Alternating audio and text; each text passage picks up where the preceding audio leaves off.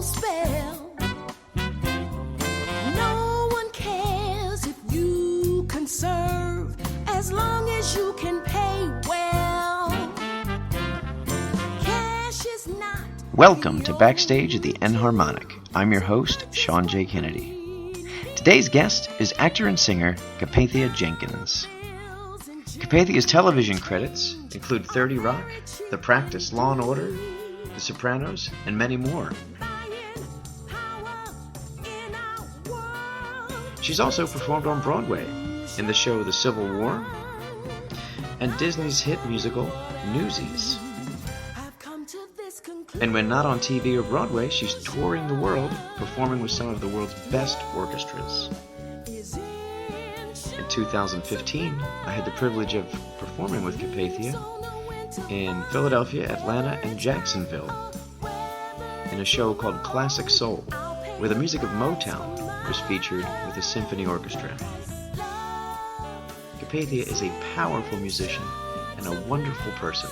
I hope you enjoy our discussion on Backstage at the Enharmonic. Hi, Capathia, are you there? Hi, I'm here. Hi. Excellent. Thanks for taking some time to be on the podcast today. I really appreciate it. Oh, absolutely. I'm thrilled you called. Thank you. Awesome. So all of my guests, I start with the same question. And the question is, what is your earliest memory of music having an impact on your life? Oh, boy. Well, two things. I grew up in Brooklyn, New York, and we were in church every Sunday morning. And I went to a Baptist church that had, an amazing choir. And so music, that was always there for me. And like sitting in the pews and the mother of the church starts a hymn or a devotional song, and then everybody's singing and clapping and all that. So that was sort of like one of my earliest memories. But I also grew up with lots of siblings, and my older brother, he was into like Earth, Wind and Fire and Ramsey Lewis and like all of this good music. And so that is really what I grew up on in the home. Lots of like Motown and Aretha Franklin and Gladys Knight and like all of that kind of good R&B soul music. That was, and even like today I hear that music and it just takes me back to being a little girl, growing up in Brooklyn and just, it was a really happy household, and there's seven of us, seven siblings, and so we're all really close, and so I listen to that music and it takes me back to that. So yeah, so it was sort of like the church and then all of that other stuff too. You ever play piano or anything? No, I didn't. I early on in grade school, we all had a recorder that we played. Mm-hmm. And then, so I may have done that for maybe like a year. And then I dabbled with the clarinet for about a year. And just never really had a real passion for it, even though I have to say the clarinet is one of the most beautiful instruments. And I just love the woodwinds. You know what I mean? I love a good oboe solo and like I love all that stuff. But yeah, so I never really did that. And then I did start to take piano lessons, and just never, I just didn't. And it's one of the things like today, if I was one of those people who like had regrets, I'm really not one of those people. But if I did, not learning to play piano would be one. Of course, yeah, right. I just love to sing, and that was, like no one had to tell me, practice your singing, practice your breathing, like no one had to do that. I just wanted to do it. You know what I mean? So, yeah, that was my passion. Okay, then continuing with that, so it started in the church. Early on, did you have formal instruction in church, or were you just in the church choir, school choir, or did you seek out lessons, or were you just kind of a natural and you did it all the time? I was a natural, I think born a natural, right? And then around third grade, my music teacher, who is still a friend of mine today and still comes to my shows, and like she's like my biggest fan, and I see her and I get teary all the time because I'm like, she's one of the reasons why I do what I do. But in the third grade, she said to my mom, I think this girl has some real talent. You should nurture it, you know? And my mom did. And so early on, I was studying classically how to sing. So all of my vocal training is classical training, which went through the High School of Music and Art. So, singing all of the Italian and German arias and all that, right? And then when it was time to leave high school and choose a college, a lot of my instructors thought I should pursue Juilliard, but it wasn't a passion of mine, like the whole classical thing, because even though I was studying classically, I was also still really loving gospel music and pop and soul and R&B and all that stuff. And so I knew I didn't want a career in opera, right? So I chose Temple University for a jazz program. And that's really, Temple University is really where um my ears started to open up a bit. And I got into, because I'd studied classically, and it's like studying theory and everything, there's like rules, right? So there's like the 4 chord going to the 1 chord, that's a plagal cadence, and and that's and that was the way I sort of heard things. But when I went to Temple and my ears opened up and to this jazz world, it was like anything was possible. You know what I mean? You could flat the 9, and then you could do, it was like all of this interesting stuff. And so I would listen to horn players and listen to jazz music, and I had instructors who were still gigging on the weekends. So it just sort of like broadened all of what, like all my classical, all my gospel, pop, all of that. It just opened everything up. And so that's where I feel like I started to really bud as my own artist, and how I was going to sing and all of that, and had a great vocal teacher who taught me how to work through my passaggio and really opened up my range and all that. So yeah, so that's kind of like a truncated version of like my training, and and really how music really started to turn me on in a way that was challenging, and like listening to a horn player riff through a section is like, oh, how did he hear that? And what is that note? And I would have never done that. And you know what I mean? So yeah, just like all that stuff, I was really kind of fired up about music in a whole new way. Yeah. That's great. Everything you said, it reminded me of Ella Fitzgerald, because she would equate a lot of her things to horn players. So was she an idol of yours? Oh my God, completely. Her and Sarah. What's interesting is I have just last year we premiered this program with the New York Pops and Steve Reinecke called Sophisticated Ladies, where we're celebrating Ella and Sarah and Dinah and Billy, and yeah, amazing. And so we're going to get to do that program a lot in the upcoming seasons. I'm really excited about it. But yeah, and I know you talked about Nelson Riddle. I literally am singing in this program. I'm singing Ella tunes that are literally Nelson's charts with, like I got the chart, and it's like, it's his name, and then it's like intro, and then Ella, her name is written. I'm like, oh my God, how do I even deign to try to sing his music, But she, a real idol of mine. Yeah, because I just think she really used her voice like an instrument. She was like one of the guys in the band. You know what I mean? Like really, her ear was just this monster ear.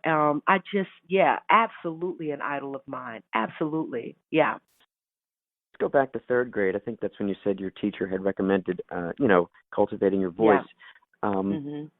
That third grader, when you were a third grader, did you ever imagine you'd be on the stages and, the different performance venues that you are in now?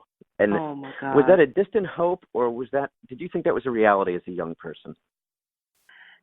I'll tell you, okay, it's kind of a roundabout answer, but I'm going to get there. So Mm-hmm. about almost 7 years ago, we lost my mom. She passed away. And so I cleaned out her house. And my mom was sort of one of those people. She wasn't quite a hoarder, but she like kept everything. You know what I mean? Mm-hmm. Totally kept Right. everything. And so I found from the third grade, we had this assignment where we had to like write a book about ourselves, right? And we had all the arts and crafts, and so it was like literally a book with like construction, like cardboard with construction paper on the top, and like my photo, my like class photo from the third grade on the front, and Capathia's story, whatever. Mm-hmm. But in that story, I sat there and I read it, and I said, when I grow up, I want to be a singer. I want to sing on a world stage. I want to just sing and unbelievable. Unbelievable. So I knew that I wanted to sing. I knew I wanted to sing in front of lots of people, but I didn't know that it would be like, on Broadway or on stages with amazing orchestras, in venues Mm-hmm. that are amazing around the world. Like, I didn't know it was that. And, being 8 years old, maybe I was dreaming of being like Beyonce. You know what I mean? Mm-hmm. I don't Right. know. I don't know, but I totally, it was in me. It was completely in me. Yeah, I read that and I was like, oh my gosh. Oh God, yeah. So I guess I knew. Wow, what a premonition. Was there a moment when you were performing at some point early in your career? Because I know as musicians, a lot of us, it's a struggle to get there. What's going to happen when I'm out of college? What's going to happen? Am I going to get a gig? Was there a gig or a series of gigs where you were on stage and you're like, yes, I've made it? Like for yourself, you're like, I've made the right choice. This is it. Yeah, yes. I think, one of the biggest sort of accomplishments and dreams coming true is probably my Broadway debut, because up until then I had done lots of jobs. I was working, I was singing and working and traveling and all that touring. And then I got my first Broadway show, which was The Civil War, composed by Frank Wildhorn. And by the time we got to Broadway, I had a solo in the show. Wow. And I remember standing on stage. It was this beautiful song called Candle in the Window, really small, melody-driven kind of moment where it's just me on stage and a spotlight, and I'm standing straight in the center, looking straight out and up. And I was like, oh my God, I am on Broadway. This is amazing. You know what I mean? Like, this is right. This is a dream come true. This is amazing. It was at the St. James Theater. I'll never forget it. And that theater, the seats sort of go all the way up and back. And I was just like, oh my God, I'm on Broadway and I'm standing on the stage by myself singing a song. What is happening? You know what I mean? So yeah, that's probably one of the most sort of vivid, like the stars aligning. You know what I mean? That this little black girl from Brooklyn, who like in the third grade, her teacher said, she has some talent, you should nurture it. And now fast forward, I'm standing on stage. And by the way, in a cast of pound for pound, the best singers ever. You know what I mean? So really kind of holding my own amongst this uber talented cast, and I was just, that's probably the quintessential. Yes, beautiful. I've made it. Yes. Yeah.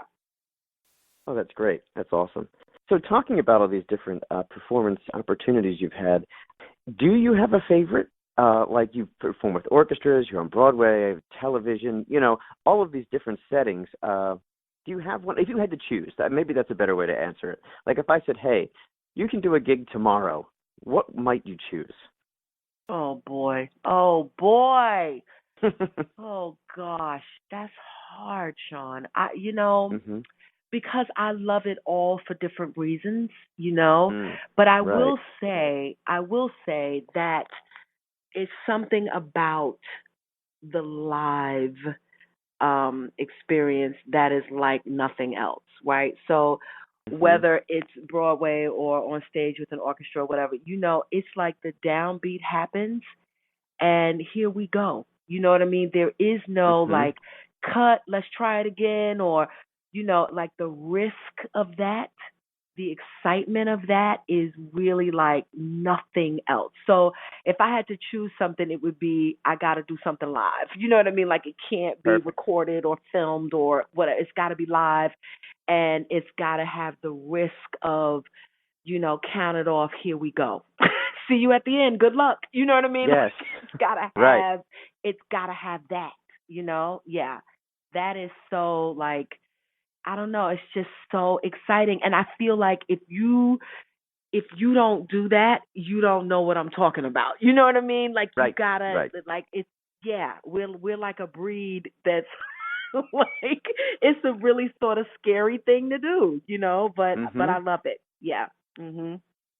That's great. Your answer made me think of something that I thought of a couple of years ago. The first time I got to perform on stage at the Kimmel Center, Mm. I was sitting there and getting ready, and there's the rehearsal and all that. And I remember the instant when they shut the doors, and I felt like I Oof. was in a rocket ship going to the moon. I'm like, all right, this is it. There's no escape now. So it's exactly what you I just know. said. Yeah. Uh-huh. That's great, and that's a beautiful venue. I've been there quite a bit with the hmm Philly Pops, and yeah. That is a great. Yeah. Oh, I love that. Close the It's like, doors. hold Here we on. go. Yeah. Yep. Great. Yeah, that's excellent. Live is always better. That's my philosophy too. I love, Yeah. anything live. That excitement Mhm. you can't manufacture that excitement anywhere else. No, you really can't. And you can't sort of try to recreate it on a record or, you know what I mean? Mhm. It's just something about the synergy of being in the room because the audience is a big part of it as well. You know what I mean? I don't know. It's like an intangible sort of rush. Mhm. It's amazing. Amazing. Yeah. I'm reading a biography, and Sinatra was mentioned in it, and it makes me think about your answer. He was known for one or two takes, and I always thought it was like machismo that it was, but the Mm, person who was writing the article said he insisted on doing that so it had a live energy, because once you got to the mm, third or fourth take, it was a rehearsal, and that's why he that's only right. wanted to do one or two takes. Yeah. So that's So great. smart. So smart. And Mhm. Sinatra for me is one of the great phrasers. Like he can phrase like nobody else. And so Oh yeah. yeah, I absolutely subscribe to what he's talking about because after you do it one or two times, now you're in your head too. Because we're artists, Mhm. right? So we're in our heads and we're thinking about, oh, I did this, I'm trying to hold this note like this. But when you just, if somebody said, let's go, we're doing it in one take, go, you just soar. You know what I mean? You would just Mhm. soar and go for it. But when you have to do it over and over and over, there's sort of like I don't know, almost like a stale kind of homogenized kind of just Mhm. like it's not crackling with risk and soul and all that stuff. So yeah, Right. love It becomes Sinatra, by the way, love him. oh yeah. I got to see him before he passed. So that was a moment I'll never forget. I was in the audience and I got to see his third to last concert. So it's a Oh treasured my memory for God, I me. bet that was thrilling. Yeah, No, it was yeah, I never just to got to see see him him come in. live. I'm like, there the blue eyes are. I see them. So, Right, exactly. now, before Yeah. I have a few more questions, but before I do that, I just wanted to let you know the excitement you caused in my house a few months ago. Um, one of my daughters is really into theater. She's in high school Mm-hmm. and she's a theater kid, and all the other kids really like theater and music as well. And we were watching The Wiz live. Oh my gosh. And I'm like, oh, this is great. My daughter's like, Dad, we have to watch it. It's the live musical. Live. I'm like, okay, yeah, we'll watch it. We watch it, and then all of a sudden, there you are. I'm like, I know her. And the kids are like, wasn't she with the Pops? And the whole house went crazy, and they started social mediaing their friends. Oh, yeah, they're like, my dad played drums with her. And it was great. So thank you for that. Oh, well, you're welcome. Yeah. That's great. Yeah. That was a fun experience. Oh my God, it was I can great. imagine. So fun. Yeah. Talking That's about awesome. live and risk and all that Right. stuff. Oh my God, yikes. Uh-huh. It was great. All right. So back to a question. Let's see. Now, this question I really like because I've interviewed 11 people so far, and every single answer is so different for this question. So Okay. Here it is. Do you listen to music for pleasure? Oh gosh. Oh. Yes. Yes, I do. But Mm-hmm. oh God. I was just saying this to somebody maybe 3 or 4 weeks ago that a lot of times I'm listening to music because I'm learning music for something, right? Or having to, kind of pull something apart or whatever. And just maybe 3.5 weeks ago, I was on the subway and I put on my headphones and I just put on something just for the pleasure of it. And I my whole body relaxed. I just exhaled and closed my eyes and I had a smile on my face and it was just pure joy because I can get so caught up in what I'm doing and learning and all that stuff that I don't do it as much as I would like to. I have to sort of have a time in my schedule where I'm just free and I'm not planning the next program or learning something. So yes, I do listen to music for pleasure, but I have to consciously tell myself to do it. Yes. Right. Gosh. Right. Perfect. Yeah. Mm-hmm. I understand. Because I have the same issues. If I'm doing Broadway type music, I probably won't have it on in my car. On the ride home, who knows? I could have Miles Davis on or Metallica just to kind of cleanse the palate, as it were. Yeah, exactly. Yeah, totally. So do you do outside of music? Do you have any activities or hobbies that you like to engage in? Well, I love puzzles. Love puzzles. You mean actually now, cardboard puzzles?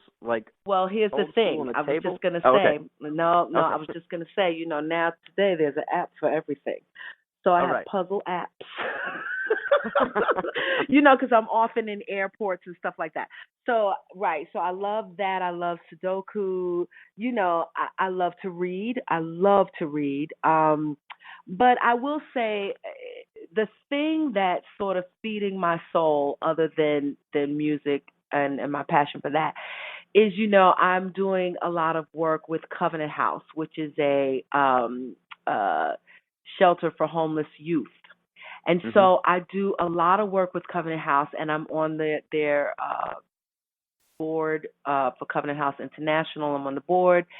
And so, we just had this, we do this sleep out where we sleep out on the street to raise money and raise awareness for the shelter. And so, we have a Broadway version of the sleep out that we just did a couple of nights ago, and that's the 4th year that we've done that, and I'm one of the committee members to organize that. So that is probably the thing. And listen, I've always heard older people say when I was growing up, you got to give back, you got to reach back, you got to blah, blah, blah. And so I thought that I was doing that, when somebody gives me a call and they say, will you come sing a song for a benefit or whatever, right? But this is like a different thing. I think I probably get more out of it than I can ever give. But I just love it very much in the way that I love being on stage, So I feel lucky that I've sort of found this thing where I can give back, and it's the most natural thing for me to sort of help young people. I love being around young people. They sort of, keep me on my toes and all that. I love it. So yeah, so that's probably the thing that's taken up my time, like my passion for music and performing and all that. Yeah. You're such a gifted musician, a great communicator, and you're very easy to talk to. I don't know if you're involved with teaching now or you ever have hopes down the road of maybe teaching at some level, but is that something that interests you, teaching young singers? Well, thank you, Sean. I get this question a lot, and I haven't really been thinking about teaching or anything, but one of the things that I love to do is I love to do master classes where, I get to show up and young people can sort of get up and sing for me or do what they want to do for me. And then we sort of break it down and talk about it and all that. I love that. But sort of like, I don't know, in a formal setting of teaching, I haven't really thought about that. I don't necessarily see myself that way. And to be honest with you, I don't know if I can teach, if I have the tools to sort of teach what I do, because that's the question I get most often when I meet young people and they've seen a show or something. They'll say to me, "Do you teach?" or "Can my daughter, study with you? I want her to do this or do that." And I don't know that I know how to teach it. You know what I mean? It's so weird. But but I don't know like what my life looks like in 5 or 10 years. Maybe that will change. You know what I mean? Because I absolutely want to impart as much knowledge as I have to somebody who's trying to get somewhere. You know what I mean? I think I have a lot to offer. It would just be a matter of how do I articulate it and how do I get them to understand, technically that, it should feel like this. You should raise your soft palate and you should focus the air like this. And if you want a big note, you should do this. And if you know what I mean, like, I don't know. Okay. So I don't know. I guess that's a roundabout answer, but yeah. Because there's lots of people wanting to know stuff about it. And I what's interesting is my niece is now 11, and her name is Nyla Capathia. Oh my God! So when my brother and his wife called me and said we're going to name her Capathia, I went, "Oh my God!" I was so excited. But anyway, she's 11 now, and she has these aspirations to dance and sing and all that. So a few weeks ago, she came over for a voice lesson, and I was able to sort of, help her. And she was so great at like sort of taking my direction, that I thought maybe I can do this. You know what I mean? And she was so excited about it. But one of the things she said to me was, it's a lot harder and more involved than I thought. And I said, okay, well, that's good. And that's true. And how do you feel about that? And she said, but, I still want to try. I still want to do it. I think it's hard, but I want to do it. And so I went, oh, this is good. You know what I mean? So I don't know. I think if I were to talk to you in the next 5 years, I may have like 20 students or something. You know what I mean? Right. Like, yeah. I think the potential is there. Yeah. Well, that's great because, recollecting back on some of my best teachers that I had, whether it was composition or percussion or drum set, I think most of the valuable lessons, or many of the ones that I remember, weren't technical issues, like put your thumb here, sit here. I think it was a lot of just talking in the business and inspiring, the young person to keep going. Like, come on, you can do it. So if you can do any of that, I think it'll, yeah. So anything, if you ever get into teaching, let me know, and I will send students your way. Thank you. Okay. Do you have anything exciting on the horizon that you could tell our listeners about? Oh boy. I'm really busy traveling, doing symphony work. So I would say check out CapathiaJenkins.com, click on events, and see if I'm coming to a town near you. Perfect. Yeah. Because that's what I'm busy doing. Mhm. Great, and I'll have that link right under this podcast so folks can have easy access to that to follow you and see your whereabouts on world stages. Awesome. A personal note, it was an honor to meet you last year and perform with you in Philly, Atlanta, and Jacksonville doing the Classic Soul series. I know we were sort of on a little tour, weren't we? Mm-hmm.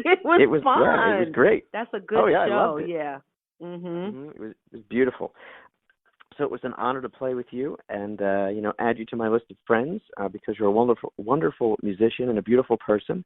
And I hope to perform with you again sometime. Thank you, Sean. Yes, ditto on all of that. I'd love to share the stage with you again. I'm sure our paths will cross again. It'll be good. Definitely. All right, so thanks so much for taking time again to be on the podcast, and I'll talk to you later. Okay, bye. Okay, bye-bye. Today's soundtrack was provided by Capathia Jenkins and Louis Rosen's album The Ache of Possibility. Please follow the link to Capathia's website to purchase a copy of this for yourself. Below this podcast, I've also included a link to Covenant House in case you would like to find out how you can get involved. Thanks for listening.